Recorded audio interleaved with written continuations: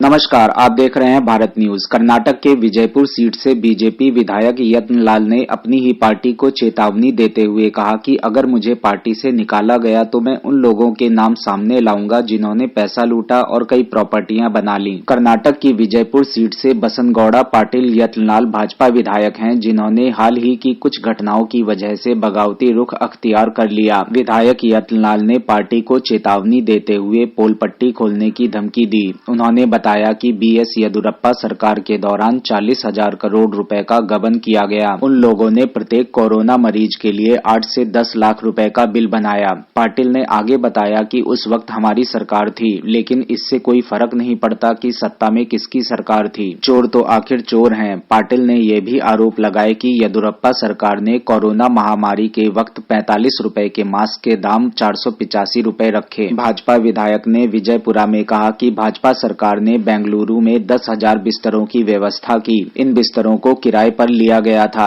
अगर इन्हें खरीदा गया होता तो 2 बिस्तर उसी कीमत पर खरीदे जा सकते थे। वे प्रतिदिन 20,000 रुपए किराया देते थे। 20,000 रुपए में सैलाइन स्टैंड वाली 2 खाटें खरीदी जा सकती थीं। पाटिल ने कहा कि जब मुझे कोरोना हुआ था तो मणिपाल अस्पताल ने 5,80,000 रुपए मांगे थे। गरीब आदमी इतने पैसे कहां से लाएगा। यतनलाल ने येदियुरप्पा और उनके परिवार के खिलाफ, खासकर उनके दूसरे बेटे बीवाई विजयेंद्र को भाजपा का प्रदेश अध्यक्ष बनाए जाने के बाद हमला बोला। उन्होंने कहा कि भाजपा सरकार के दौरान कोरोना प्रबंधन में बड़े पैमाने पर भ्रष्टाचार हुआ था। प्रधानमंत्री मोदी के बारे में प्रतिक्रिया देते हुए पाटिल ने कहा कि देश प्रधानमंत्री मोदी की वजह से बचा है। पाटिल ने कहा कि वो मुझे नोटिस दें और मुझे पार्टी से निकालने की कोशिश करें, मैं सभी को बेनकाब कर दूंगा। अगर हर कोई चोर बन जाएगा तो राज्य और देश को कौन बचाएगा। अगर सच कहा जाए तो क्या सभी को डर में रखा जाना चाहिए। इन आरोपों को लेकर दस्तावेज जारी करने के लिए पूछे जाने पर यत्नलाल ने कहा कि दस्तावेज लोक लेखा समिति के पास उपलब्ध थे। उन्होंने संवाददाताओं से कानून और संसदीय कार्य मंत्री एच.के. पाटिल से बात करने को कहा, जो भाजपा शासन के दौरान अध्यक्ष थे। विजयपुरा विधायक ने कहा कि उन्हें लोक लेखा समिति का अध्यक्ष बनाने के लिए भी कहा गया था,